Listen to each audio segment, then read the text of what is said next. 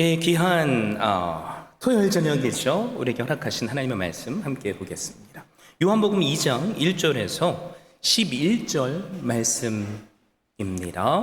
사흘째 되던 날 갈릴리 가나에 홀리에가 있어 예수의 어머니도 거기 계시고 예수와 그 제자들도 홀레의 청함을 받았더니 포도주가 떨어진지라 예수의 어머니가 예수에게 이르되 저들에게 포도주가 없다 하니 예수께서 이르시되 여자야 너와 무슨 상관이 있나이까 내 때가 아직 이르지 아니하였나이다. 그의 어머니가 하인들에게 이르되 너에게 무슨 말씀을 하시든지 그대로 하라 하니라. 거기에 유대인의 정결 예식을 따라 두세 통 드는 돌 항아리 6이 놓였는지라. 예수께서 그들에게 이르시되 항아리에 물을 채우라 하신즉 아기까지 채우니 이제는 떠서 연회장에게 갖다 주라 하시매 갖다 주었더니 연회장은 물로 된 포도주를 맛보고도 어디서 났는지 알지 못하되 물떠온 하인들은 알더라. 연회장이 신랑을 불러 말하되 사람마다 먼저 좋은 포도주를 내고 취한 후에 낮은 것을 내거늘 그대는 지금까지 좋은 포도주를 두었도다 하니라. 우리 함께 한 목소리로 봉독하겠습니다. 예수께서 이 첫 표적을 갈릴리 가나에서 행하여 그의 영광을 나타내심에 제자들이 그를 믿으니라. 아멘. 이 시간에는 우리가 고대하던 니카라가 우리 협력하는 선교제죠. 김성원 선교사님 그리고 목사님께서 나오셔서 기쁨이 떨어질 때라는 제목으로 말씀을 증거해 주실 텐데요. 하늘 문을 여셔서 우리에게 물밀듯 부어주시는 그 한량없는 은혜 누리시는 귀한 시간 되면 좋겠습니다. 할렐루야. 저는 중앙 아메리카에 있는 니카라과에서 이제 12년째 사역하고 있는 김성헌 선교사입니다. 먼저 이런 귀한 자리를 허락해 주신 하나님께 감사를 드립니다. 그리고 존경하는 우리 최 목사님과 또 그동안 너무나 보고 싶었던 뵙고 싶었던 또 우리 주은혜 교회 가족들을 이렇게 뵐 수 있어서 너무나 기쁘고 감사합니다. 저만 기쁜가요? 우리 한번 인사하겠습니다. 제가 이렇게 인사했으면 좋겠는데요. 옆에 계신 분들에게 디오스 레 벤디가 이렇게 인사했으면 좋겠습니다. 해볼까요? 디오스 레 벤디가. 자, 우리 한번 다른 쪽으로 한 번 더 하겠습니다. 디오스 레 벤디가. 예, 디오스 레 벤디가는 스페인어로 하나님은 당신을 축복하십니다 라는 뜻입니다. 자, 하실 수 있겠죠? 네, 그럼 이제 니카라가 단기 선교를 이제 준비하면 될 것 같습니다. 아멘. 네, 들어왔습니다. 네. 저는 이제 12년 전에 니카라과에 수많은 아이들이 방치되어 있다는 얘기를 듣고 니카라과의 아이들을 위해서 니카라과에 가게 되었습니다. 그곳에서 이제 어린이 사역을 시작했고 나눔 학교라는 방과후 학교를 통해서 예수님의 사랑을 증거했습니다. 그리고 나서 또 하나님의 선하신 뜻에 따라 교회를 개척하게 되었는데요. 그 교회 이름이 예수사랑 장로교회입니다. 그리고 예수사랑 장로교회를 하는 가운데에 또 하나님이 은혜를 더하여 주셔서 지금은 리폼드 신학교도 함께 하고 있습니다.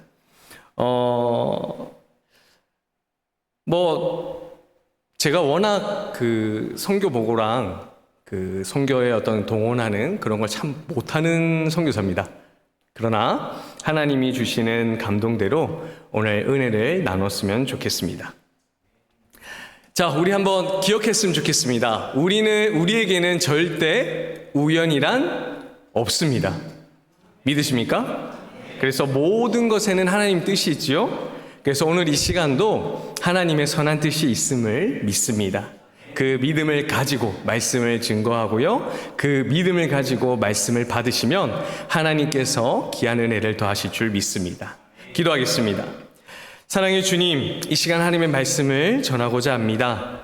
정말 두렵고 떨리는 마음으로 하나님의 말씀을 전하게 하여 주시옵소서.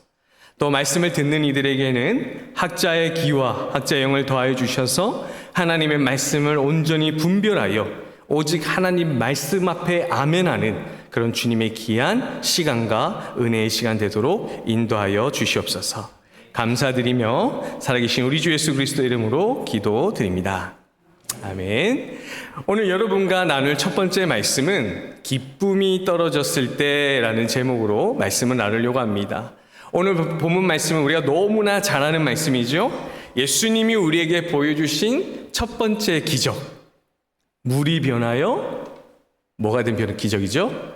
포도주가 되는 그런 기적의 사건에 대해서 얘기하고 있습니다. 오늘 이 시간 예수님께서 왜 우리에게 그 첫 번째 기적으로 포도주의 기적을 보여주셨는지 우리가 그 의미를 바르게 알고 그리고 그 뜻을 깨닫는 은혜의 시간이 되기를 바랍니다. 오늘 말씀에서 이렇게 시작하고 있습니다. 사흘째 되던 날, 그러니까 3일째가 되던 날이라고 얘기하고 있지요. 이에 대해서는 여러 가지 해석이 있습니다.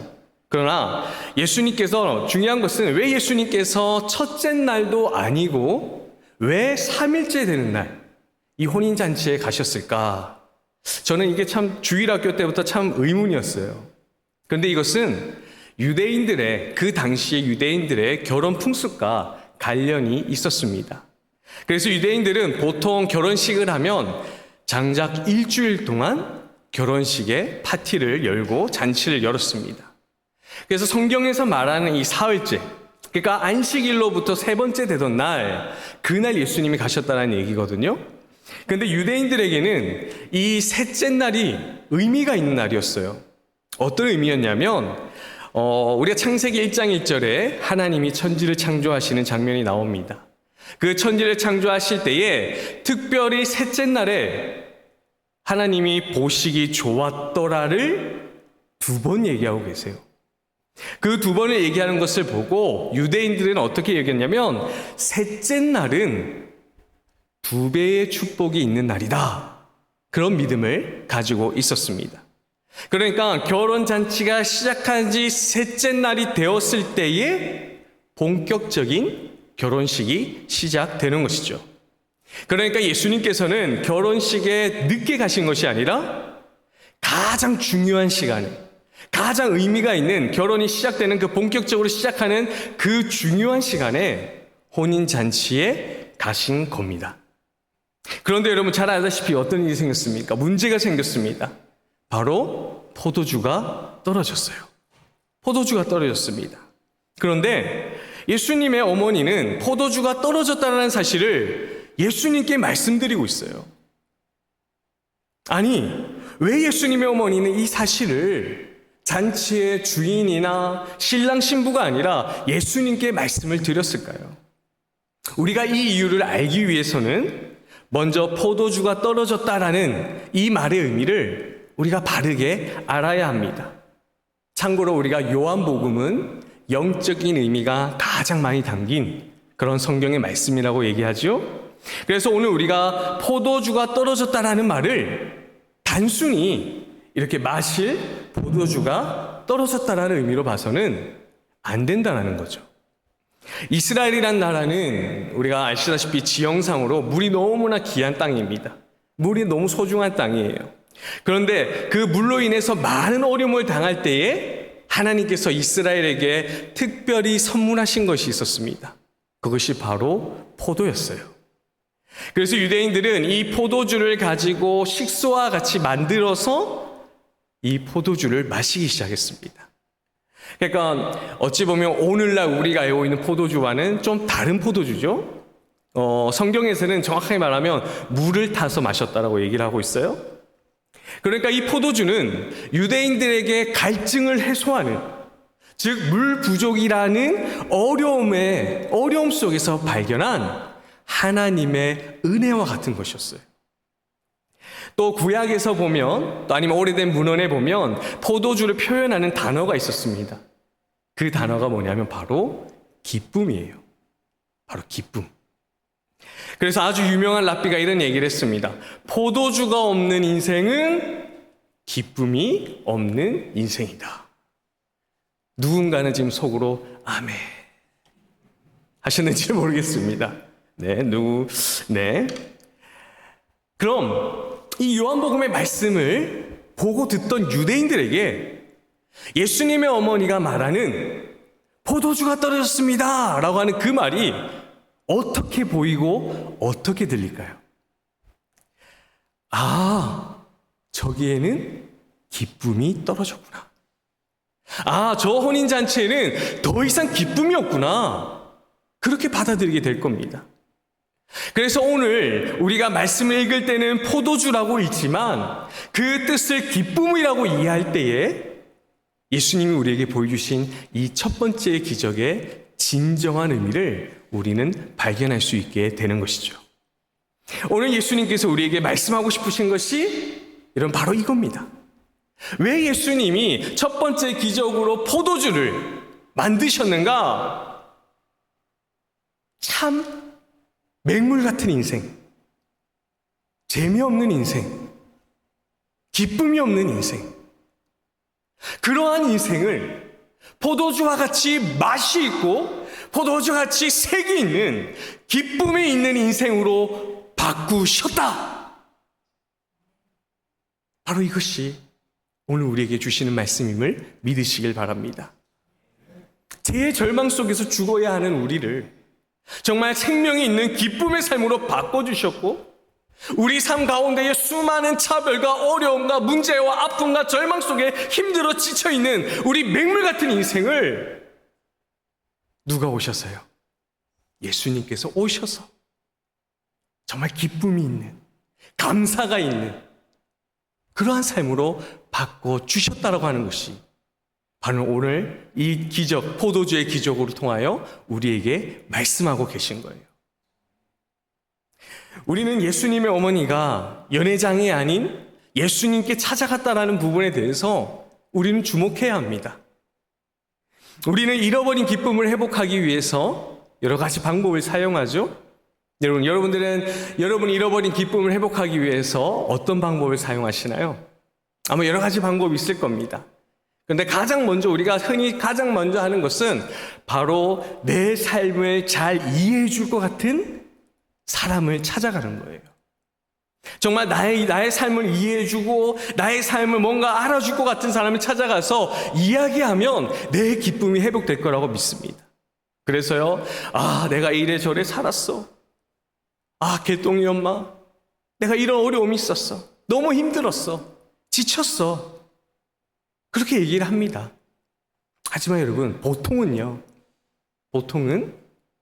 다른 사람의 고통을 자신의 고통으로 여기는 경우가 거의 없습니다. 거의 없어요. 물론 우리 최 목사님과 같이 영혼을 사랑하시는 분, 그 영혼을 위해서 기도하는 분들은 그 이야기를 들을 때에 간절히 나의 일과 같이 기도하실 겁니다. 하지만 대다수는 그냥 듣고 넘어가요. 그럼 또 어떤 방법이 있을까요, 여러분? 우리는 좋은 물건을 사서 기쁨을 회복해보려고 합니다. 내가 원하는 이걸 사면 나는 기쁨이 회복될 거야. 내가 이걸 가지면 난 행복하지 않을까? 그런 생각으로 물건을 구입합니다. 그런데 어떻습니까, 여러분? 시간이 지나면요, 그 물건이 어디 있는지도 잘 기억이 안 나요. 아니면 물건이 너무 소중해서 그 물건을 모신다고 더 힘들 때도 있지요. 아시는지는 모르겠습니다만 한국 같았으면 바로 아시나요? 당근 마켓에다가 그대로 팔아버렸을 거예요. 중고 마켓에다가. 그렇습니다. 시간이 지나면 가지고 있는 물건들에 대한 만족함은요, 사라질 수밖에 없어요. 여러분, 또 그래서 어떤 우리 방법으로 기쁨을 회복하려고 하지요? 여행을 떠납니다. 여행. 이곳에서는 어디가 가시는 게 제일 좋은 걸까요? 얘기 들어보니까 바다도 좀 시간이 걸리는 것 같고, 어디로 가야 될까요? 우리가 여행을 갑니다. 두근두근 거려요. 아, 내가 이곳에 가면 행복할 거야. 즐거울 거야. 계획을 짜고 가서 갔습니다. 너무 좋아요. 너무 행복해요. 아, 난 집으로 가기 싫어. 그렇게 고백합니다. 그런데 집에 딱 도착해서 문을 딱 여는 순간 우리가 하는 고백이 있어요. 무슨 고백이죠? 우리 집이 최고다. 또 하나 더 있죠. 나가면 무슨 고생? 아, 개고생. 네, 대다수 그렇게 고백합니다. 우리가 찾고 있는, 우리의 기쁨을 회복하기 위해서 찾고 있는 뭐 술, 돈, 친구, 뭐 학교, 직장 다 마찬가지예요. 다 마찬가지예요. 우리가 누리고 기쁨이라고 여기는 것들이 다 그런 겁니다. 잠시는 기쁠 수 있지만 정말 확실하게 내 삶을 바뀌는 기쁨을 누릴 수 있는 것은 아무것도 없습니다. 아무것도 없어요. 제가 니카라과에서 선교한 지 이제 12년이 되었는데요. 그동안 정말 많은 일들이 있었습니다. 뭐 어떨 때는 정말 환경적으로 또 막 치이고 또 사람들에게도 치이고 정말 열심히 훈련시키고 세웠던 사람이 떠날 때는 딱 한마디로 정리하더라고요. 당신은 외국인이잖아요. 딱 이 말로 정리해버리더라고요. 그럴 때 마음이 지치고. 그러니까 이런 것들이 심해지니까 공황장애라고 하나요? 막 숨 쉬는 게 힘들어지고. 그리고 막 메시지가 오면 그게 얼마나 무서운지. 그래서 요즘 좀 불편한 게 메시지가 오면 앞에 숫자가 보면 지워지지 않습니까? 그게 싫어서 한 밤 12시 아니면 새벽 2시에 그때 보는 거예요. 왜냐면 제가 그때 보면 아마 대부분 다 주무시고 계시니까 내가 봤다는 걸 모르니까 그렇게 보면서 지냈습니다. 밤마다 하나님, 저 도저히 못하겠습니다. 그렇게 포기하고 싶을 때가 너무 많았어요. 또 그러면서도 한편으로는 정말 생각지도 못한 하나님의 그 세밀한 그 손길로 많은 위로를 받았습니다. 많은 격려를 받았고요. 그로 인해서 용서를 알게 됐고요. 그로 인해서 다시 사랑하는 은혜가 있었습니다.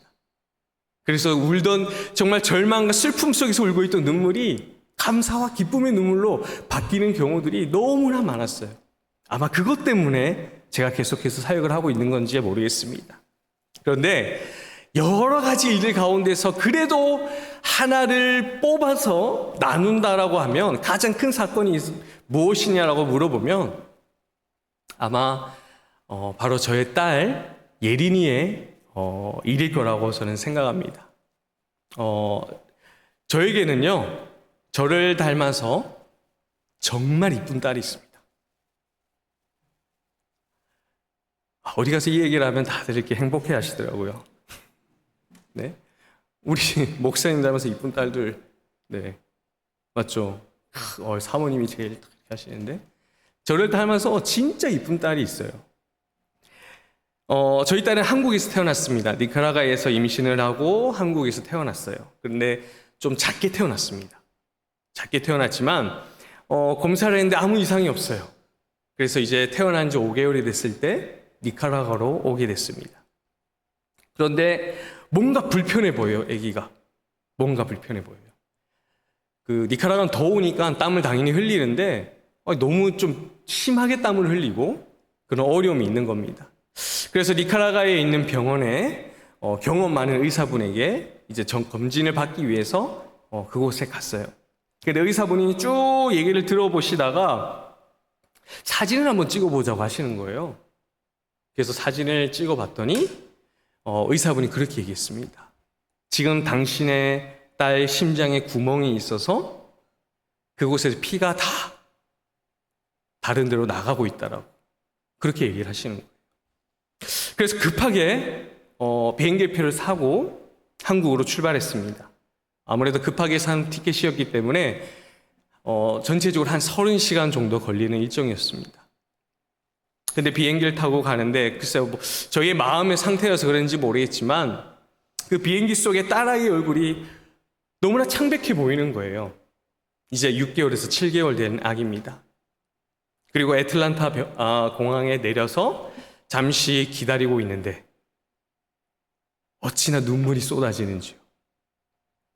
아내에게 이 눈물을 보이면 안 될 것 같아서 한쪽에 숨어서 울고, 갔다 왔더니 아내도 울고 있고, 네, 그러한 상황이었어요. 사랑하는 믿음의 가족 여러분, 그러한 순간에 저에게 무엇이 기쁨이 되겠습니까? 사람? 좋은 직장? 학교? 여행? 물질? 성공? 무엇이 저에게 기쁨이 될까요? 아무것도 저에게 기쁨이 될 수가 없었어요. 예수님의 어머니도 여러분 마찬가지였습니다. 정말 이 중요한 순간에 떨어져 버린 이 기쁨을 연회장도 신랑 신부도 해결할 수 없다는 것을 알고 있었어요. 그래서 예수님을 찾아간 겁니다. 예수님, 포도주가 떨어졌습니다. 예수님, 기쁨이 떨어졌어요. 더 이상 내 삶에 기쁨이 없습니다라고 예수님께 요청하고 매달린 거예요. 우리의 삶에 기쁨이 회복되고 우리의 삶에 다시 한번 그 기쁨을 누릴 수 있는 것은 오직 예수 그리스도뿐임을 믿으시는 여러분 되시길 바랍니다. 예수 그리스도 앞에 나아가서 내 삶의 목적과 내 삶에 살아가야 할 그 목적을 발견하고 깨닫고 그 목적을 위해서 살아가는 것, 그 목적을 위해서 내가 나아가는 것, 그것이 바로 우리 그리스도인들의 참된 기쁨인 줄 믿습니다. 저희는 이제 7개월 된 딸아이를 가지고 간신히 한국에 도착했습니다. 한국의 세브란스 병원에 와서 검사를 하고 그리고 수술을 하게 됐어요. 근데 뭐 그런 얘기를 많이 들었습니다. 아시아권의 아이들이 원래 이 심장에 그런 구멍들이 많더라고. 그래서 한국이 세계에서 어린이 심장 관련해서는 제일 잘한다라는 얘기를 들었습니다. 그래서 한편으로는 좀 힘들지만 하나님이 일하시겠구나. 그걸 믿고 병원에 갔어요. 그리고 검사를 하고 좀 휴식을 취하고 나서 수술이 시작됐습니다. 시작된 지 한 5시간이 지났을까요?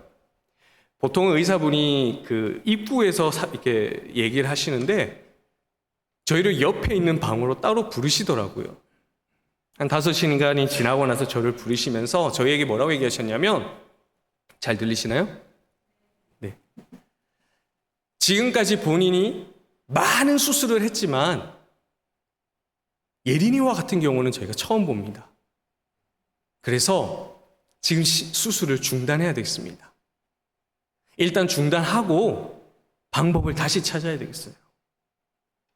그렇게 7개월 된 아기가 가슴을 열어둔 채 중환자실로 들어갔습니다. 그 순간에는 그냥 모든 게 무너지는 것 같았죠. 정말 낙심, 좌절, 표현 안 해도 우리 부모님들은 다 아시리라 생각합니다. 복도에서, 화장실에서 얼마나 울었는지 몰라요. 그런데 그 절망 같은 그 어둠 속에서요, 그래도 제가 목사라고, 그래도 제가 모태신앙이라고 그랬는지 모르겠지만 그 절망적인 순간에 떠오르는 것이 하나 있었습니다. 그게 뭐였냐면, 예수님께서 십자가에서 돌아가실 때에 그것을 바라보고 계시는 하나님 아버지의 마음이 그러한 마음이셨을까? 그 마음이 조금은 이해가 되는 거예요. 그렇게 딸아이의 상황, 한 2주 동안 약으로 재운 채 있는 그 절망의 상황 속에서 하나님께 다시 부르짖었습니다. 그 가운데 우리를 살려주신 것도 예수 그리스도예요. 하나님의 그 자신의 아들을 통해서 보여주신 그 사랑, 예수님께서 그 십자가에서 보여주신 그 사랑이 절망 속에 있는 우리 부부를 붙잡아 주셨어요. 그저 예수님만 바라보면서 그 사랑만을 의지하면서 매일같이 말씀을 읽고 묵상하고 그렇게 기도했습니다. 그리고 세브란스 병원은 기도실이 있잖아요. 그곳에서 기도했어요.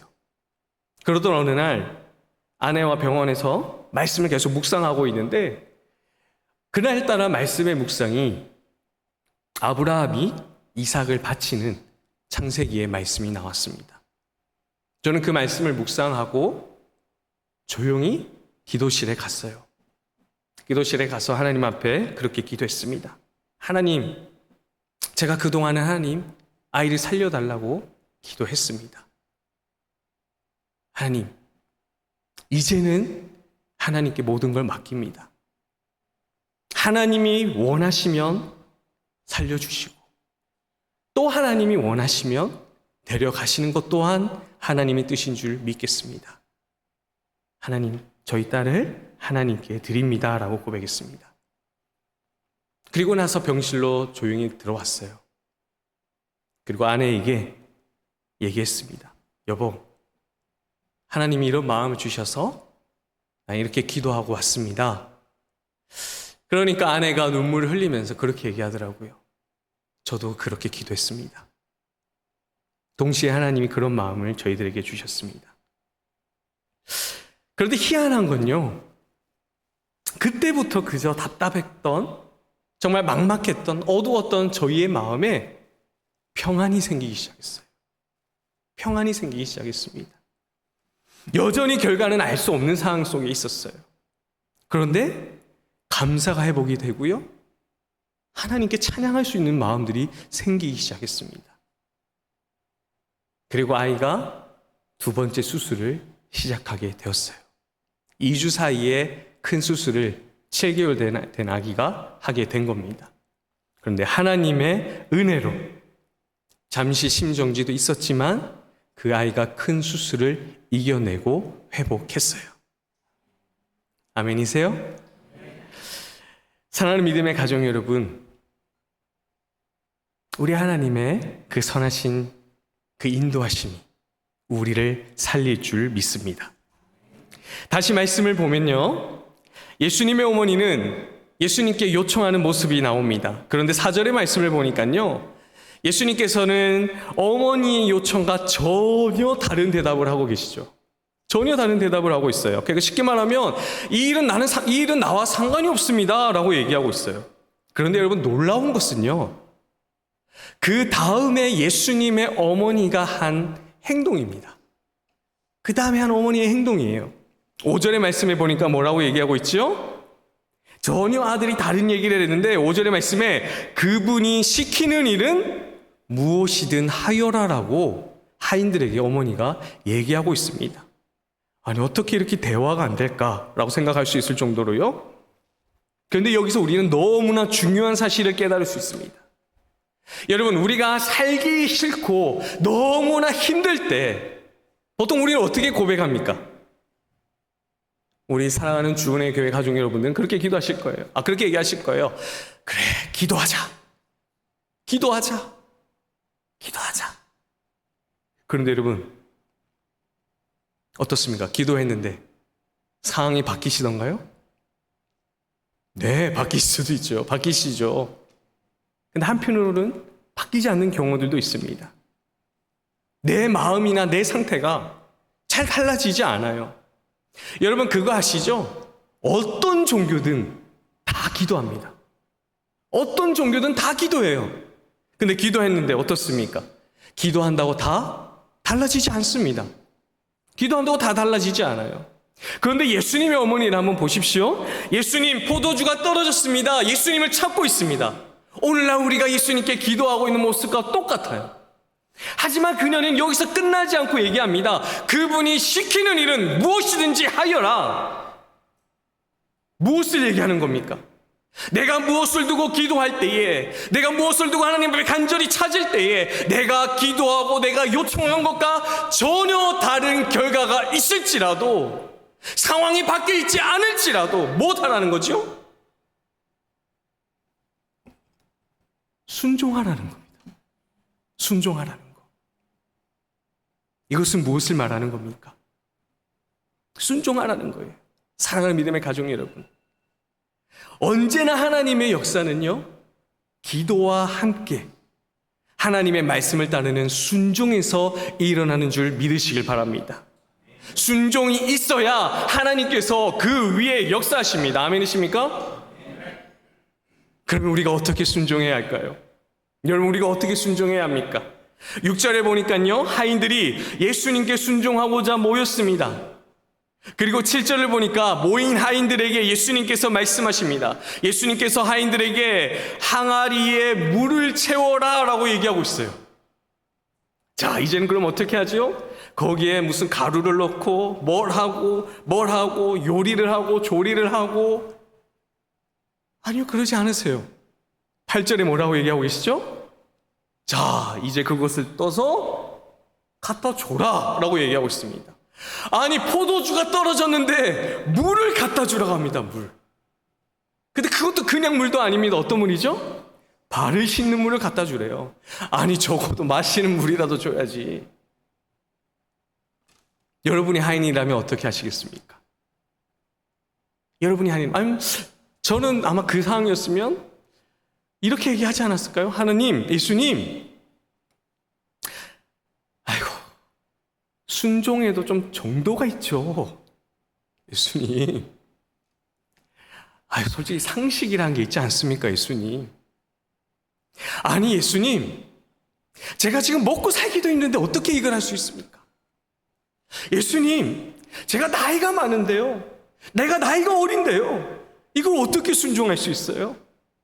지금 내가 정신이 없이 할 일이 너무나 많은데 이걸 어떻게 순종할 수 있습니까? 저 건강도 좋지 않아요. 저는 가진 것도 없어요. 어떻게 순종합니까?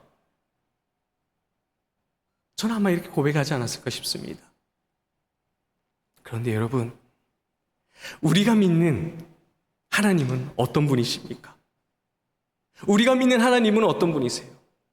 우리 하나님은 우리의 상식과 한계에 갇혀 있는 분이 아니십니다. 아멘이세요?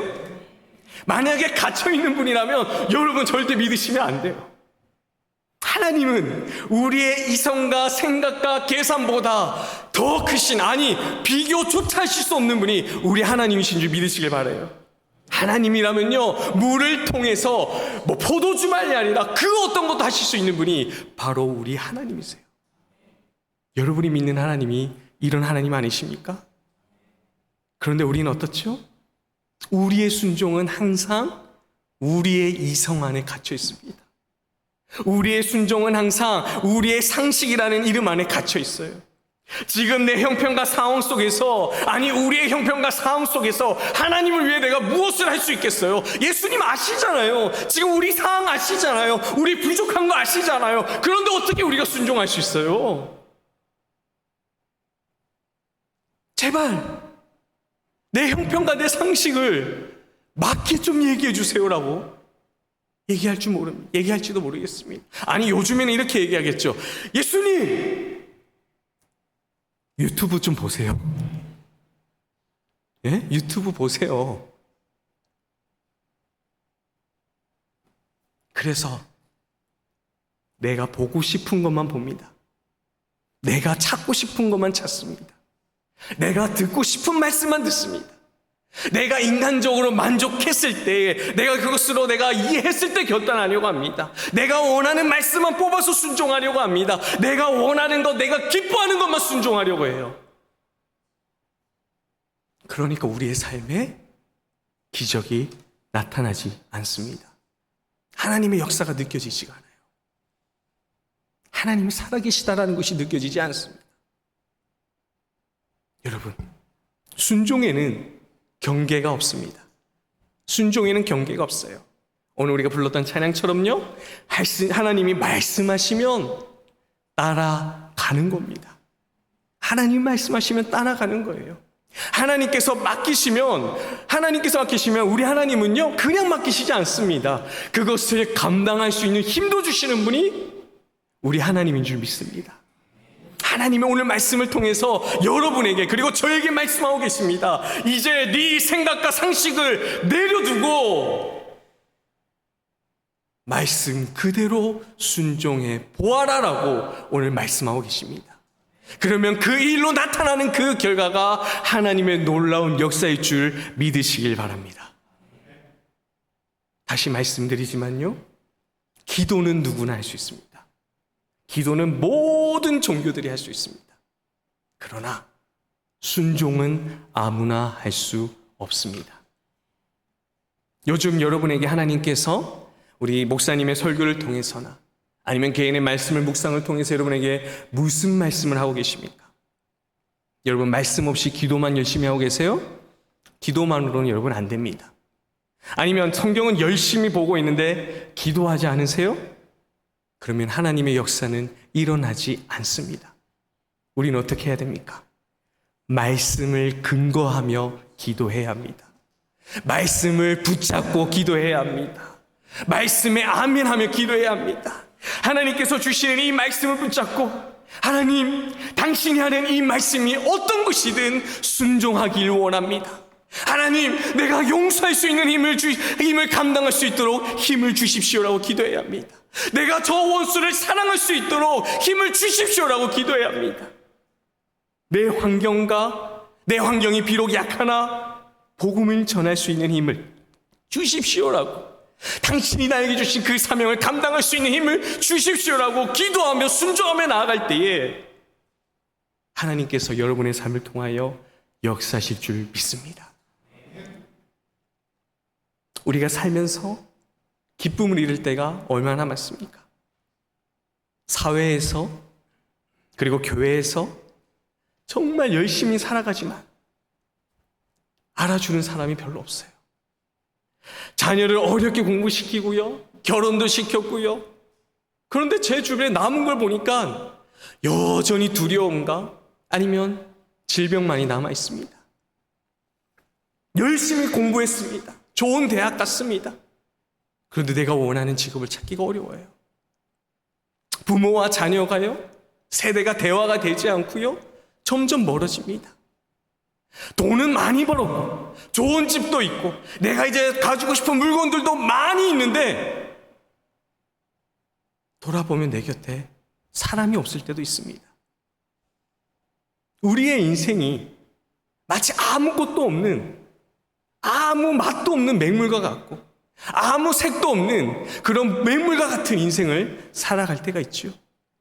정말 맛도 없고 마셔도 갈증나는 재미없는 인생. 그런데 그 재미없고 맹물 같은 인생에 예수님께서 우리를 찾아오셔서 좋은 포도주와 같이 기쁨이 있는 인생으로 바꿔주셨습니다. 오늘 이 포도주의 기적을 통해서 예수님께서 우리에게 말씀하고 계십니다. 여러분의 인생이 더 이상 맹물과 같은 인생이 아니라고요. 그런데 왜 우리는 이 기쁨을 누리지 못할까요? 왜 기쁨을 누리지 못합니까? 9절 말씀 우리 한번 볼까요? 9절 말씀에 연회장은 물로 된 포도주를 맛보고도 어디서 났는지 알지 못하되 물도온 하인들은 알더라 라고 얘기하고 있습니다. 무슨 얘기지요? 이 놀라운 기쁨은요, 순종한 사람만 안다라고 얘기하고 있습니다. 순종한 사람들만. 왜 우리의 신앙에 기쁨이 없습니까? 교회에 많은 사람들이 잔치집처럼 앉아서 예배를 드리고 있어도 그 중에 말씀 한 구절을 지키고자 애쓰고 노력하고 발버둥치는 그 한 사람만이 그 기쁨을 안다라는 거예요. 순종한 사람만이 하나님이 지금도 살아서 일하고 계시다라는 것을 알게 된다라는 거예요. 우리의 삶을 바꾸시는 복음, 바로 예수 그리스도가 우리와 함께하면 절망이 기쁨이 되는 줄 믿습니다. 그리고 그 기쁨을 가지고 순종할 때요, 하나님께서는 분명히 역사하십니다. 니카라과는요, 2018년 4월 19일에 독재 정부에 대항해서 민주화 운동이 있었습니다. 한 1000여 명 정도가 죽거나 아니면 실종이 되는 일이 있었습니다. 그 당시만 해도 정말 길거리에 총소리가 들리고 그리고 밤마다 대학생들이 잡혀가고 있었습니다. 그리고 나서 안타깝게도 그 운동이 실패했어요. 지금 계속해서 그때 독재자가 지금도 독재하고 있습니다. 그 후로 이 니카라과 정부는요, NGO나 아니면 저희 선교단체와 같은 단체들을 없애기 시작했어요. 그러니까 그때부터 지금까지 약 6천 개의 단체가 사라졌습니다. 당장 지난주에만 1,500개가 사라졌어요. 그런데 지금까지는 한국 선교사님 단체는 문제가 없었습니다. 그런데 지난주에 발표했던 그 폐쇄되는 단체 가운데에 한국 선교사님 단체 3개가 포함이 됐어요. 그런데 새롭게 발표한 법에는 이런 내용이 있습니다. 허가가 취소된 단체의 모든 재산은 정부가 가져간다라는 새로운 법이 만들어졌습니다. 또 한 가지는 이제는 모든 NGO와 모든 단체들은 정부가 허락한 것들만 할 수 있다. 정부가 원하는 그런 행사나 그런 모든 것에 참여해야 된다라는 법이 생겼습니다. 그냥 답답한 상황이죠. 막막한 상황입니다.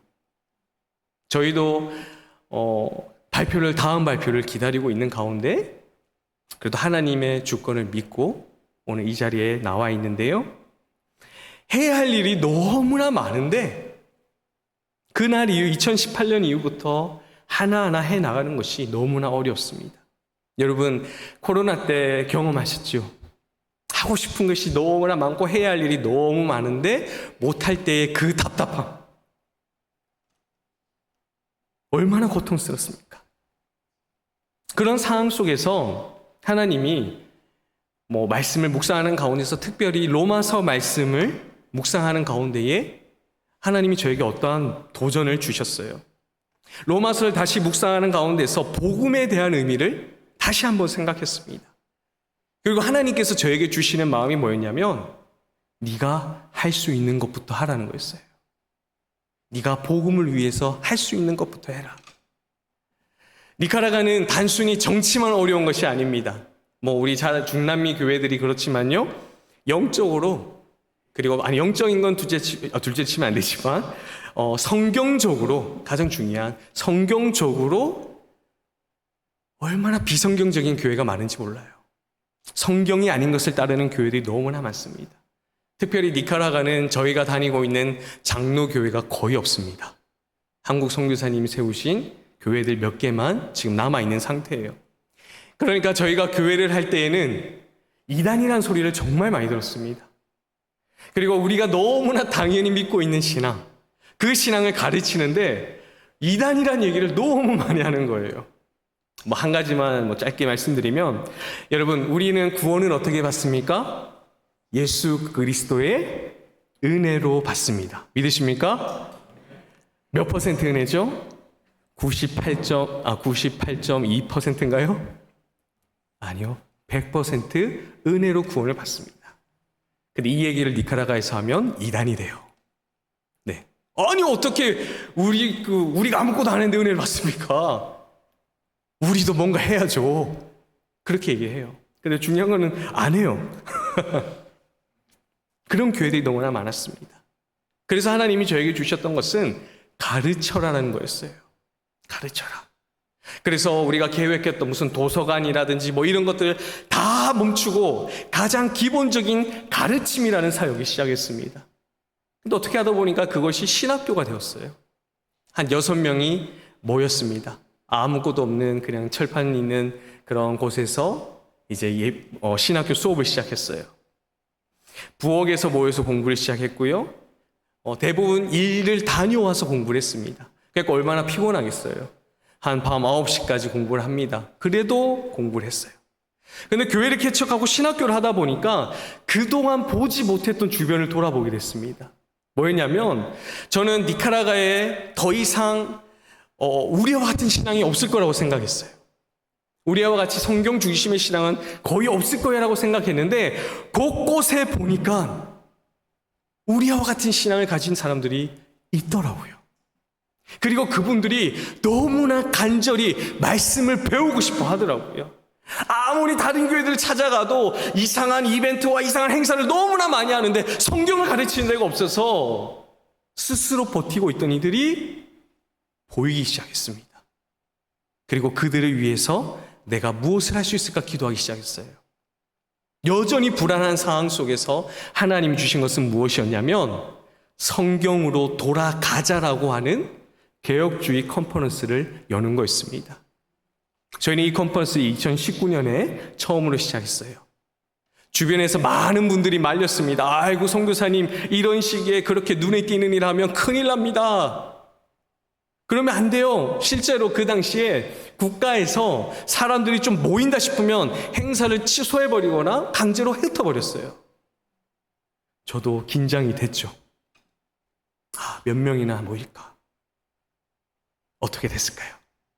우리 시간에 영상 하나 보고 말씀을 마무리하도록 하겠습니다. 오래된 카톨릭의 문화와 미신이 뒤섞인 이곳 니카라과. 니카라과의 대다수 목회자와 교회는 제대로 된 신학 공부 없이 세워졌습니다. 이곳에서 성경 중심의 교회를 찾기란 어려울 것이라 생각했습니다. 그래서 한 명이라도 바로 세우자는 마음으로 온라인 신학교를 시작했습니다. 온라인 신학교를 하게 되면서 알게 된 소수의 사람들, 본질이 아닌 것을 따르는 교회에 지쳐 스스로 성경을 배우고자 나선 사람들, 과거의 선교사들이 철수하고 다시 성경 중심의 가르침을 기다리던 교회들, 우리는 교회 개혁을 기념하는 주간에 성경으로 돌아가자는 컨퍼런스를 준비했습니다. 이 컨퍼런스를 통해 말씀을 사모하는 이들에게 위로와 응원의 시간이 되기를 바랐습니다. 하지만 니카라과 정부에서 큰 행사를 제지하고 있었기에 많은 이들의 참석을 기대하긴 어려웠습니다. 그러나 말씀을 사모하는 이들에게는 아무것도 문제가 되지 않았습니다. 하나님께서는 우리가 생각한 것보다 더 다양한 지역에서 많은 이들을 불러주셨고 함께하게 하셨습니다. 컨퍼런스는 히노테가, 마사야, 수도 마나과까지 확장되었습니다. 하나님께서는 미국, 콜롬비아, 아르헨티나 등에서 온 강사분들을 통해 다시 성경으로 돌아가도록 니카라과에 선포하게 하셨습니다. 컨퍼런스를 은혜롭게 마친 후 우리는 로마서 강해를 시작했습니다.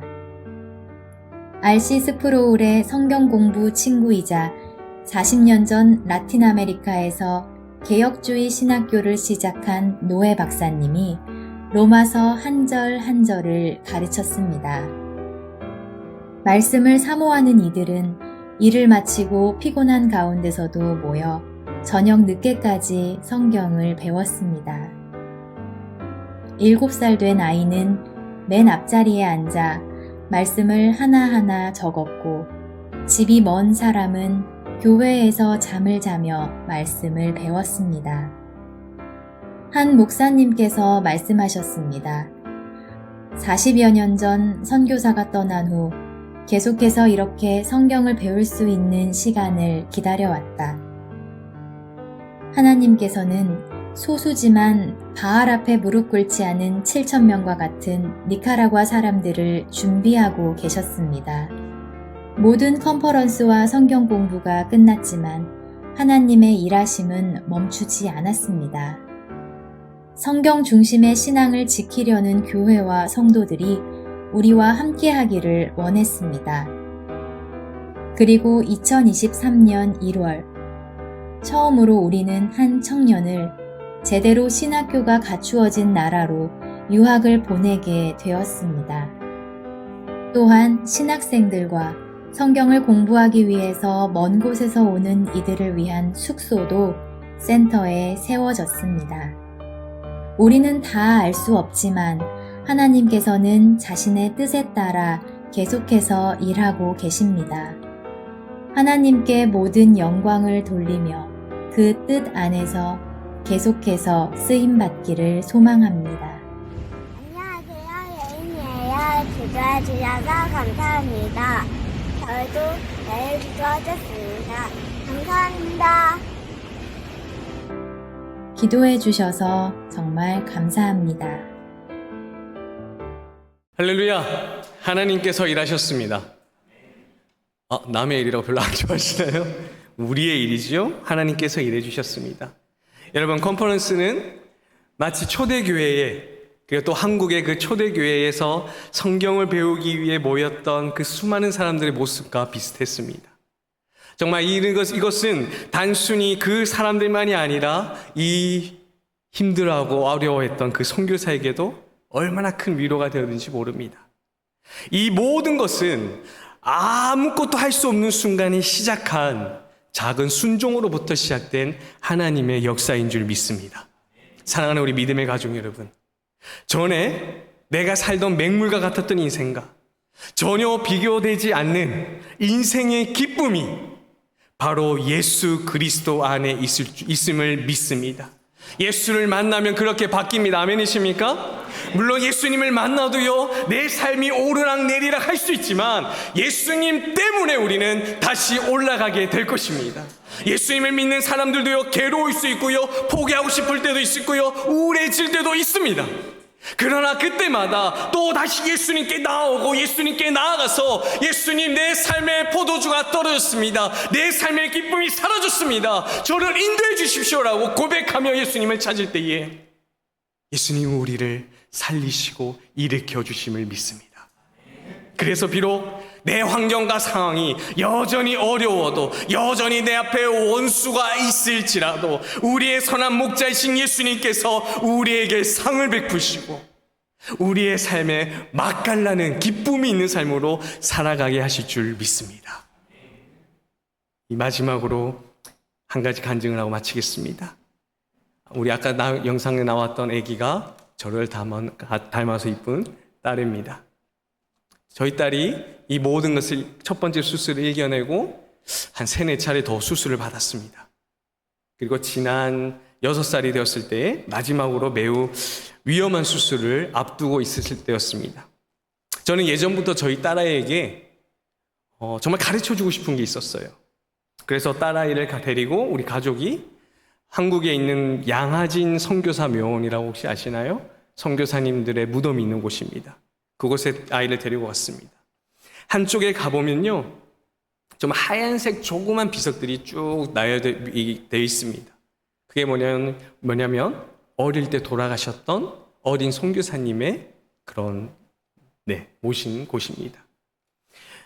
거기서 저희 딸아이를 꼭 안아주면서 그렇게 얘기했습니다. 예린아, 저기 묻혀있는 어린 선교사님은 일찍 천국에 가셨지만 절대 불행하거나 실패하신 분들이 아니야, 이렇게 얘기했어요. 그러니까 딸아이가 이렇게 얘기했습니다. 맞아요. 저분들 덕분에 예수님이 전해줬고 우리가 예수님 믿게 됐잖아요, 이렇게 얘기를 하더라고요. 그리고 나서 또 이렇게 얘기했습니다. 그래, 예린아, 혹시 아빠나 예린아 아니면 우리 가족 누구든지 하나님이 부르시면 나이와 상관없이 언제든지 우리는 천국에 갈 수 있어. 하지만 이것이 절대 슬픈 일이 아니야. 그러니까 딸아이가 그렇게 얘기했습니다. 맞아요. 우리는 천국에 가서 다시 만날 거잖아요. 그렇게 대답했어요. 그 대답을 듣고 그렇게 얘기했습니다. 그래, 그러니까 저와 가족이 떨어져 지낸 지 좀 오래됐거든요. 우리가 떨어져 있어도 어디에 있든지 예수님을 전하는 것은 멈추지 말자. 그게 우리가 이 일을 할 수 없는 게 더 슬픈 일이야 라고 얘기하면서 우리 온 가족이 서로 손을 잡고 함께 기도를 했습니다. 예린이가 작년 초에 마지막 수술을 했습니다. 상태가 좋아서 했던 수술이 아니라 더 멈추면 위험했기 때문에 했던 수술입니다. 그런데 많은 분들이 기도해 주셨고요, 감사하게도 우리가 예상했던 것보다 더 좋은 결과가 나왔습니다. 딸아이는 그래서 아이가 이제 초등학교에 갈 수 있게 됐어요. 근데 초등학교에 들어가고 나서 얼마 안 있다가 부모 참관 수업이 있었습니다. 부모님이 참관하는 수업. 근데 아마 선생님이 특별 이벤트로 뭔가 하나 준비하신 것 같아요. 뭐냐면 아이들이 한 명씩 나와서 내가 가진 씨앗은 무엇입니다. 그래서 이 씨앗을 잘 키워서 어떻게 하겠습니다 라고 발표하는 시간이었어요. 다른 아이들은 선생님이 칠판에 써준 것을 가지고 발표를 했습니다. 저희 딸아이 차례가 됐어요. 선생님이 딱 그렇게 얘기하시더라고요. 여러분, 예린이는 조금 달라요. 이렇게 얘기하시는 거예요. 엄청 긴장했습니다. 얘가 무슨 이상한 소리 할까 싶어서. 그런데 딸아이가 나와서 이렇게 얘기했어요. 저는 복음의 씨앗을 가지고 있습니다. 그래서 이 씨앗을 잘 키워서 친구들에게 하나님을 전할 겁니다. 라고 발표했어요. 발표 후에 물었습니다. 왜냐하면 간혹 목사님 자녀들이 세뇌당할 때도 있잖아요. 그래서 물어봤어요. 아니, 어떻게 그런 생각을 했어? 그러니까 이제 7살 된 애가 그렇게 얘기하더라고요. 처음에는 무서웠대요. 왜냐면 친구들이 이상하게 볼까봐. 왜냐면 요즘에 한국 학교에서 예수님이 얘기하면 이상한 애가 돼버리니까, 그러다가 아무리 생각해봐도 그거밖에 떠오르지 않았대요. 그래서 그 아이는 나름 고민하고 그것을 전했던 겁니다. 작은 아이가 던진 이 복음은요, 그 아이와 저희 부부에게 너무나 큰 은혜와 기쁨이 됐습니다. 그리고 창간 수업에 있었던 그 누군가에게는 분명히 도전이 됐을 거예요. 그래서 이 발표가 있고 나서 몇몇 친구들이 조용히 와서 예린이 귀에다가 나도 예수님 믿어. 그 아이들의 용기가 된 거예요. 복음에 대한 굳건한 믿음에 통한 선포를 통해 하나님께서 일해 주신 겁니다. 여러분, 이것보다 더 큰 기쁨이 어디 있겠습니까?